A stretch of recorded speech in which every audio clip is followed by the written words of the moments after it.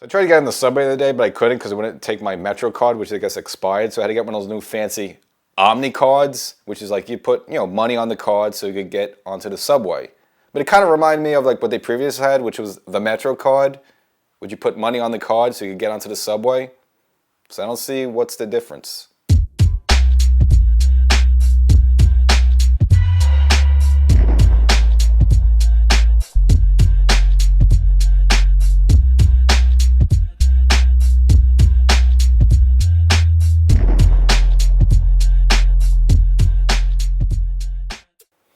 Welcome to Section 420, Talkin Yankees. Well, some sad news to report. Carlos Carrasco has been designated for assignment. Sad episode there, but we'll try to get you through it there and kind of analyze the whole situation. Really shouldn't be a surprise. But the Yankees suffer a really bigger blow, and that's losing Jazz to the IL. On the IL for 4 to 6 weeks with an oblique strain there, so we'll kind of look into that and what the Yankee solution would be for that. And Devin Williams, as we know, has been struggling, taken out of the closer role, and again in a big spot against San Diego, blows a big, not really blows the game, but kind of was the reason that the Yankees ended up losing the game there. So again, you still have to kind of hold your breath as he comes out there. So we'll kind of look at the Devin Williams situation, really what the Yankees could do about that. So some negatives, but we do have a positive, and that's George Lombard Jr., the Yankee prospect that we spoke about a little bit in spring training. I don't go too crazy with prospects, but looks like he's been doing some good things in single A ball, which has got him graduated to double A ball there. So we'll kind of look at George Lombard Jr. And that's someone you expect to come up this year. But again, we'll just look at his numbers because he's off to a really good start here. So got a little mix for you. Got a little cookie Carrasco, a little cookie Crumbs, a little bit Jazz. But we'll give you some good stuff as well in George Lombard Jr. So before we get started here, make sure you subscribe to this podcast. So there's an audio podcast version of the show. You like to watch me, but if you want to hear me, wherever you get your favorite podcast, look for Section 420 Talkin Yankees, the podcast. And of course, you have you watching on TV or on YouTube, or for some weird, you click a Google link and somehow you ended up here. I don't know how you got here, but got here. You want to see me more, hit the subscribe button now. So as we all know, the Yankees starting rotation has been struggling at least up to this point of the season. Of course, the Yankees got some big blows early. You lose Garrett Cole, you lose Luis Gil for a bunch of months. Not easy to replace that there, and the Yankees trying to piece it together here. But it's really been a struggle for the Yankees, and mainly the back end. Carlos Carrasco and Will Warren. Obviously, at the top there, Max Fried has been everything you want and more. So maybe it kind of makes up for that a little bit. Carlos Rodon seems like he's settled in a little bit. Has 3 or 4 really good starts in a row. But once you get to the Clark Schmidt and beyond there, the Yankee rotation has not been good, not really been competitive. And again, the Yankees have to tap in that bullpen early there. And again, this has kind of been a struggle for the Yankees. And of course, one of those back-end pieces has been Carlos Carrasco, who, look, if it wasn't for the Cole injury or the Luis Gil injury, probably would never have been in the starting rotation. And of course, you got to mix in Marcus Stroman as well. I mean, we didn't expect him to have a knee injury where he's still out for a while there. So Carrasco, some guy the Yankees pick up, they took a flyer on him, obviously signed him to a minor league deal there. 38 years old, obviously struggling the past couple seasons with the Mets and Cleveland. Of course, there was some things that Cashman saw about him. Of course, that was his statistics, his swing and miss stuff, as well as ability to get ground balls. Kind of looked past, his record and his ERA, decided, the stuff was still there. He's maybe put in the right situation. And the whole idea is let's reunite him with his former coach, Matt Blake, who's the current Yankee pitching coach there. Maybe they could resurrect something out of him. But I told you a couple months ago when they named him to the starting rotation, this is probably not a guy you would see maybe even May. Okay, he cracked May at least a little bit there. But this at some point, whether it's going to be his performance or players coming back or maybe someone in the minors they just wanted to promote. Again, it wasn't like a situation where you're going to look for him for the long term for this team here. So no surprise, designated for assignment. Can't say it's been like terrible garbage, but again, he doesn't really give you much length there. Obviously the Yankees have tried mainly out of the starting rotation, a couple times out of the bullpen there, but he is what he is. He's not terrible, he's not garbage, but he doesn't really help you, he doesn't solidify, he doesn't consistently give you 5 or 6 innings where you kind of is giving your bullpen some relief there. So again, the Yankees had to look in some different directions. Again, if you want to look at his record overall right now. Again, pitched in 8 games so far this season. 6 of those were starts, 2-2 record, and an ERA. This mainly went 5.91. So not only is it not giving you too much length, but also getting lit up a lot there. And again, not getting destroyed, but not to the point where you can make an excuse of why you keep this guy into the rotation. Will Warren hasn't been that much better, but still different. Will Warren, he's your guy, so to speak. He's a younger guy, probably has a higher ceiling there. So obviously, you're going to run him out there a little bit more than someone like Carrasco, who at 38, I don't know how much better he's going to get. This is probably as good as he's going to get with him there. So that's what. But mainly, if you just look at his last couple of starts now he came out of the latest Tampa series there, a couple of innings out of the bullpen. But if you want to just look at his last 3 starts, kind of gives you an idea why the Yankees decided to designate him for assignment. And because we'll go back as one of them with the Baltimore game started. only went to 3 1/3 inning. I mean, he couldn't even get to the fourth. I mean, couldn't complete the fourth inning there. 8 hits in 4 innings. That's just terrible. 4 earned runs. Now he did have 5 strikeouts with no walks there, but you can't give 8 hits and 4 earned runs and then you can't even get 4 innings there. So that's a bad start there. Now the start before that, not really his fault. It was a game he should have won and the Yankees should have won. That was the Devin Williams blow-up game against Toronto, the Friday night game, which got Williams yanked out of the closer role. So again, so a little bad luck there from Carrasco. And if you look at his numbers there, now this is a little bit more respectable. Went a whole 5 innings, which that's all you would ask from the guy. Gave up 3 hits, which is good. No earned run, which is important. 2 strikeouts, 2 walks, okay. But again, that's the game that the Yankees were leading 4-2 in the 9th inning. That should have been, again, any normal situation, like 95% of the times. And if you put a closer out there, that's not great there. Or just put a mid-level reliever out there, the Yankees would be able to close that game out. So again, Carrasco kind of robbed on that one a little bit. And then we go to his start before that, last but not least, in Tampa. It was the Saturday game, another game that Devin Williams blew up in, so I don't think Carrasco's a big fan of Devin Williams. I'm just going to think that right now. But only same thing, only went 4 innings. That's probably more than anything else. 6 hits in 4 innings, 4 earned runs again, so 4 earned runs in 4 innings. You can't have that. Did have 1 strikeout and 2 walks there. But again, that was the game that the Yankees were leading first 6-4, then they extended to 8-4. Now Devin Williams came out in the 9th. Again, it technically wasn't an unsafe situation anymore, but they just rolled him out there. And he gave up the 4-run lead. Again, he didn't lose the game, but the Yankees left that 9th inning tied 8-8. And then, unfortunately, then in extra innings, Gomez gave up the go-ahead home run there. So, again, so it's two games that Devin Williams blew that Carrasco started. But I wouldn't, again, I can't blame, Devin Williams that necessarily. You can blame him on the Friday Toronto game. You really can't blame him too much on the Tampa game because still, again, he only went 4 innings there, so it wasn't a quality start where he lost a win there. But, again, overall, you're not getting the length out of Carrasco, so again, I think the Yankees want to move in some different directions. Now, what they want to do in the near term is roll out Ryan Yarbrough, who, again, the lefty the Yankees signed just before the season started. Now, if you look back in his past, he used to be a starter. He was kind of a starter, then he got experimented. He would start a little bit and then be a long reliever and come out of the pen. More lately with the Yankees, it was kind of a short-term reliever, but we've seen them in the Tampa game. Again, the Yankees going for him for 4 innings there. So I think they're going to try to do is have sort of bullpen games with Ryan Yarbrough probably starting the game, maybe going 4 innings, and then the Yankees having to go to the bullpen, which what they were kind of doing already. When you roll Carrasco out there, I mean, it only gives you, as I said before, 3 or 4 innings there. So, so more or less it's the same thing. Could he kept Carrasco on a little bit? Yeah, but I'm sure the Yankees have the reason. Now, look. According to the Yankees, that is not totally a good buy. He's designated for assignment. Now, if the Yankees decide not to trade him, or if no one picks him up on the waiver wires, it potentially could come back to the Yankees. And the Yankees Aaron Boone mentioned that, they have an open door for that. They said they like the reports on him. They like his stuff, so to speak, there. But the results of the number, I guess, just aren't worth keeping him in there. And I guess maybe just want to go, sort of having bullpen games at the time that he's supposed to start, which he was kind of doing it anyway because, again, he wasn't giving that much length there. And again, we still have a lot of uncertainties with the Yankees. We know Luis Gil starting his throwing program to come back there, but no real timetable yet, and that's probably not looking until June, maybe even early July at this point. Marcus Stroman still dealing with the knee issue there. We don't have an exact timetable on him there. So the Yankees are going to be searching a little bit. Could they pick up somebody, get off the scrap heap to come in there maybe? Or they can kind of go with this bullpen game every 5 games there and work it out that way. So roster-wise, the Yankees called up Yerry De Los Santos from AAA just to take his roster spot. He's a bullpen type of guy. He's not going to like a starter, and he's going to replace Carrasco. And again, it's possibly Carrasco could come around again. I just don't think so because, if you had him and you know what it is, you would have kept him. The fact is, let him go there. I don't think his ERA is going to, magically, go down. Yeah, the Yankees got a little scared in the starting rotation with Clark Schmidt. Those games against Tampa where they was yanked from, and you're thinking, oh, is this going to be another injury for the Yankees in terms of not only you have to deal with the injury, but now who's going to replace Schmidt, who's not even doing great, but he's kind of a de facto third starter there. So not only the 4 and 5 slots are kind of struggling there, but potentially have issues with the third slot. But it seemed like this a little bit of side soreness, as they described it there.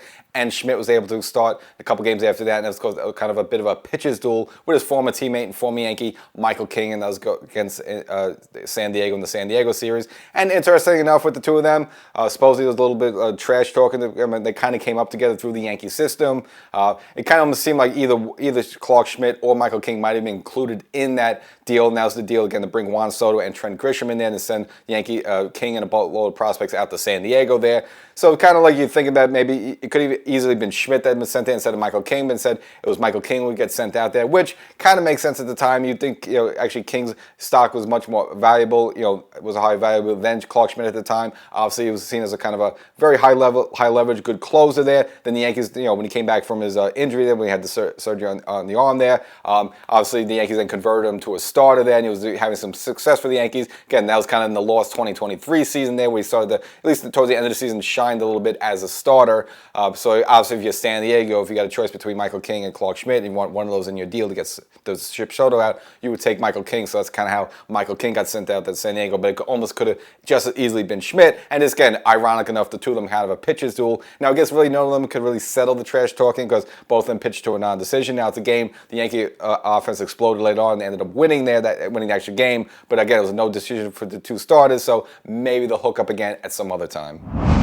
But even the bigger blow for the Yankees, losing Jazz Chisholm Jr. to the oblique strain there. 4 to 6 weeks, they're estimating right now. Now, initially, of course, that was in the Baltimore game. Obviously, it looks like maybe he might have strained something while he was at bat there. And, of course, was running around the bases and, of course, pulled himself out of the game. Now, initially, the reports were a flank injury, which I have no idea what that means. We know it's a stake. We don't know what part of the cow it is, but apparently it's somewhere up here. Then later on, it became the oblique strain there. So it's officially now, scientifically, an oblique strain, which is going to put him out, again, 4 to 6 weeks. That's retroactive to the Baltimore game there, so we don't know exactly when he'll come in there. Now, he actually right away said after the game that, why are you guys so worried? I'll be back like the next game there. So he was fully confident he could go right away. But, of course, they looked at it and said, no, you got a strain there. They had to take him out. Now, crazy enough there, he actually said himself that he was dealing with 3 small tears in the oblique already. So this is something that Jazz was going through. So might actually explain a few things. You look at the very low batting average, which I've highlighted here on the show, both on the audio podcast as well as here on the YouTube version of the show there. Again, just with the low batting average. I mean, last year, again, was he like a 270 hitter for the Yankees last year? No, but he was much better than like the 161, 181 hit he was so far up to this point. So is the oblique strain bother him? Maybe there. Obviously, we've seen what he could do. Hitting the long ball, able to put some production there. Good enough defense, has a strong arm, able to steal bases, do all other things there. But he looked at very low batting average and the back control and all that stuff. And maybe it was these oblique strains or tears having to do with that up to this point when his injuries got so bad for him. He even had to yank himself out of the game there. So, it's kind of a blow for the Yankees. What Jazz is all about. He provides a sort of edge to the team, a little energy. Again, I don't love his at-bats. Again, I just think he's too much of a free swinger. He doesn't really grind out at-bats there. And, of course, we know the whole incident. We got the squeeze on a call third strike down in Tampa and took to social media and had that whole situation that eventually got overturned in his favor there. So, again, there's some good things about Jazz, some bad things about Jazz. But I would say the only silver lining from this is that by just not having him in there just anybody else, I think it could help the Yankees in a different way, just mainly batting average-wise, contact-wise. Defense, I don't say his defense was a problem for the Yankees, but again, just having someone else other than like a 161 or 181 type of hitter in there could benefit the Yankees. So I do see a little silver lining in this. Fortunately, the Yankees don't have some great answers, but of course, once they took him out, opened up a roster spot, and that's when they brought up Yoba Vivas. Now, remember Vivas, he was kind of in the running a little bit for maybe the second baseman job coming out of spring training. You never really thought he would get it, just because of the fact that once Boone kind of seemed settled upon Jazz at second base there, I don't think anyone was going to be or like Peraza was going to take that spot there. So Vivas, started the year in the minors, but of course now with this door open there, he gets a chance now on the big stage to see. Again, he had a pretty decent spring there, so let's see what he can do up in the majors. But for him though, he's going to have to split some time with Peraza, so we see it well. So it's an opportunity for both Peraza and Vivas to maybe shine there. Let's see. None of them really took the bull by the horns at this point yet right now. And as we know with Peraza, he's out of options, so this is kind of his last time to shine there. So it would be a good opportunity for him to really turn it on if he even has that ability in him. We don't know yet. Vivas, again, he did get his first major league hit, so that's good there. But of course, he's got to produce a little bit more than that. Now, I'm not going to beat up on the guy. He's just only been here for a couple of games. But if you want to look at his stat line to this point there, he's only had 9 at-bats, at least up to this point right now. Only hitting 111 there. Again, it's just 9 at-bats there, so I'm not going to kill the guy on that one. Got the 1 hit I mentioned, his first career hit there, so congratulations on that. 1 hit, the 2 earned runs, and 2 RBIs there. And again, I just think if he could just play a more competent in terms of having more competent at bats, grind out at bats, have a high batting average there, I think that helps the team overall. Again, can he replace Jazz totally? No, because again, Jazz has other elements such as the power, the stolen basing, and this is sort of the edge he plays with, and the kind of the personality, which maybe rubs some teams the wrong way back in the past. Maybe rubs a few players on the current team right now, and they just don't say anything about it there. But again, I think there could be some silver lining there, despite seeing someone else at second second base who's not going to hit 161 there. So, overall, I think Jazz is the best option right now. But again, it'd be good to see if someone like Vivas could really shine there. Don't need him to be anything dramatic, but if he could just be a 260, 270 type hitter, just play sound defense, in a way, overall, that might be a better thing for the Yankees. Now, coincidentally, as Jazz goes down there, we're looking at a Yankee that might be returning who could possibly also be maybe candidate for second base. And, of course, your favorite Yankee, DJ LeMahieu, of course, reported here in the last episode when he got promoted from AA to AAA. Now, the plan for him is to join the Yankees when they go out on a West Coast trip. That's going to be like a 6-game trip against the Oakland A's and the Seattle Mariners. So at some point there, they're planning for DJ to rejoin the team at that time, and then we'll see what capacity they put him in. As we know, they've been mainly working him out as a third baseman, but of course, we know his experience as a second baseman for the Yankees and getting some, time there as well. Could he be an option for second base? Possibly there, but for some reason I just don't know if the Yankees want to go there with him. Obviously, he's been dealing with the injuries there, and obviously second base is much more of an athletic toll on your body than playing third base there. So I think when he does come here, I think the Yankees might shuffle around a little bit, maybe move Oswaldo Cabrera, who almost play any infield position. Maybe he gets the second base job. Again, he's younger and fresher than could probably, again, I don't say he's much better than DJ defensively, but again, DJ, 36 years old,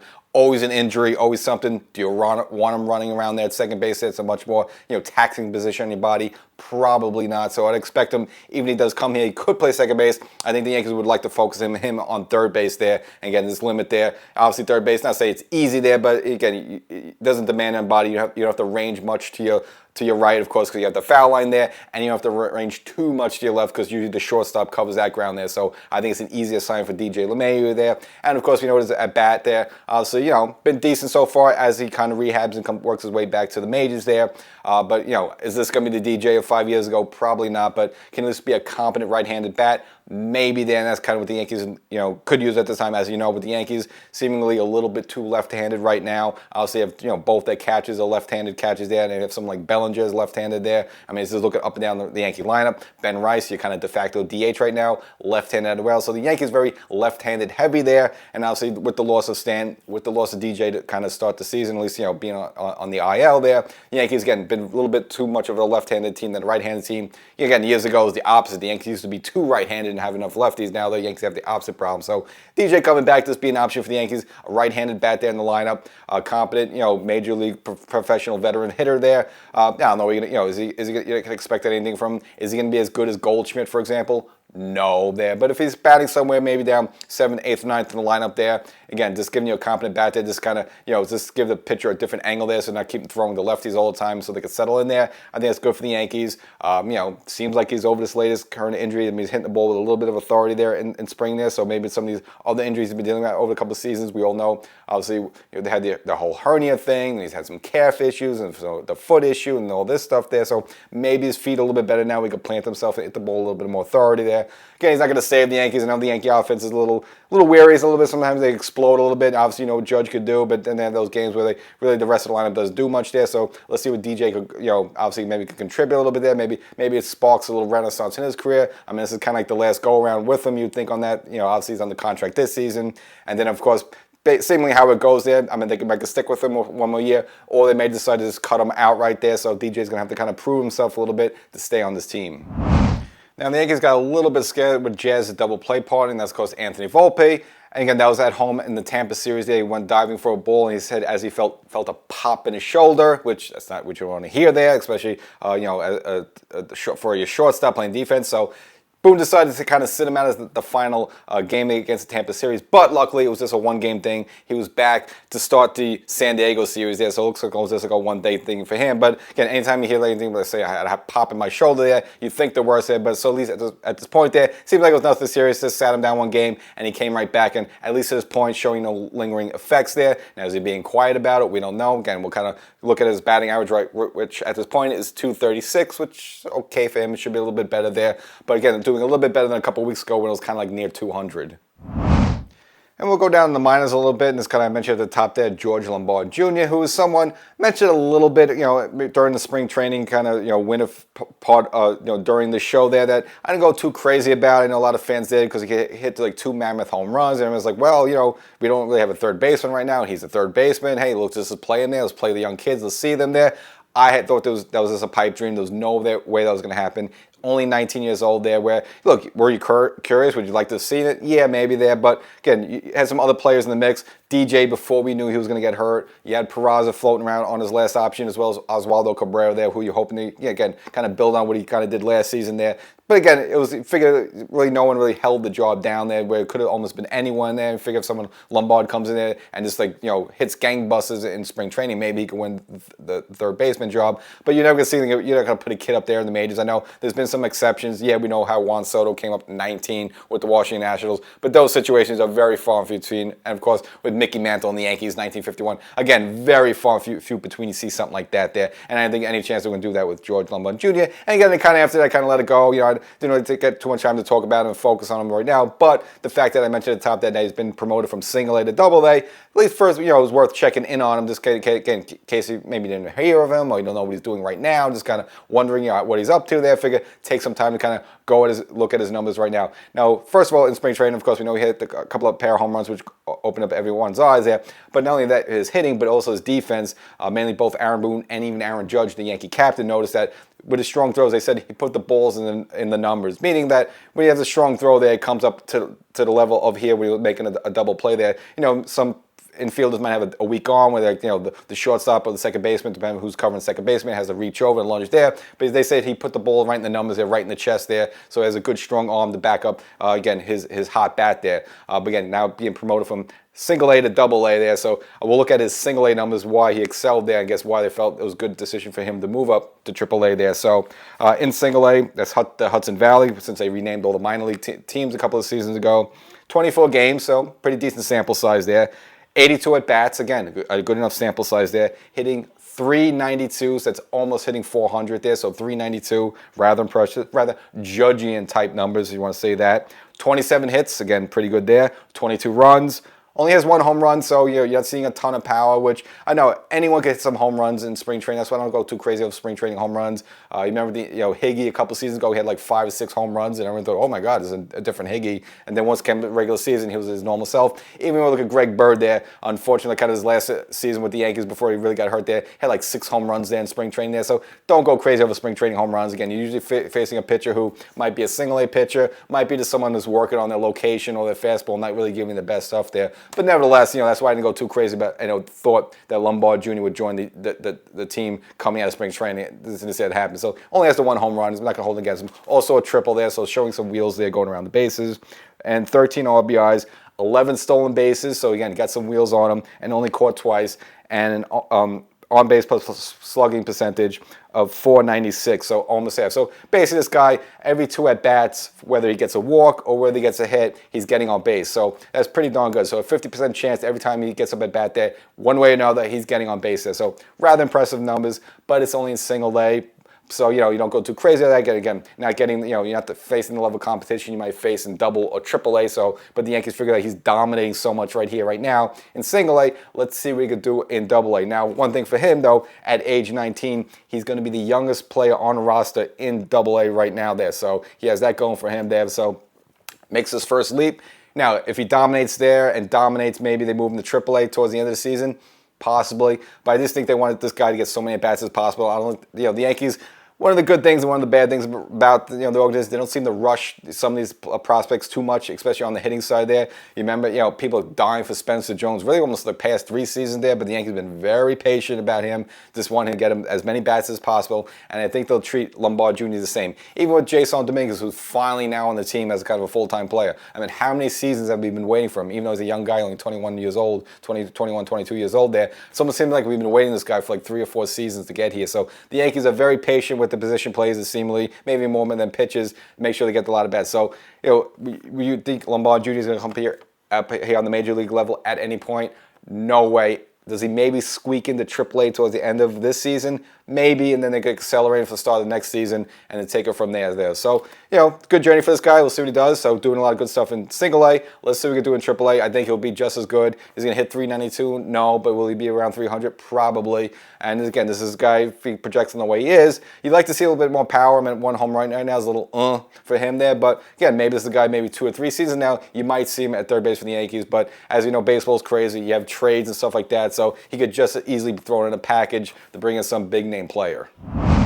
Now, a segment of the show that we've been doing past couple of weeks with, which I really don't want to do it, but it's just like it's just there and you have to. That's because Juan Soto, looking at Juan Soto, again, we know some of the struggles with the Mets there. Now, look, the Mets doing good in their first place in the NL East there, so you can't complain with that. But he himself with his stats, it's just not there right now. We've been complaining with some other, we've been comparing to some Yankees, like, such as Ben Rice, for example. Not the big names, like Judge is too easy, can't do Judge. But or someone like Trent Grisham, who's having a great season you're not expecting then. Both of them kind of categorically doing better than Juan Soto and his $54 million there. So I figure, let me do another Yankee there. So I'm not going to do one of the obvious ones. I figured, let's do a Yankee that's struggling, and that'll be Cody Bellinger, who I'm not saying he's garbage, not terrible, but he's been kind of a disappointment, at least I would say offensively up to his point there. So let's take Juan Soto, kind of the premier prize of the offseason, versus Cody Bellinger, who's kind of his replacement more or less if you look at it. And again, kind of not really having a great season so far, the Yankees, and let's compare the two there. So first we'll look at batting average. Bellinger, measly 205, not good there. Now, Soto got him beat there with a whole 258, but is 258 anything exceptional? Does that seem like a generational talent to you?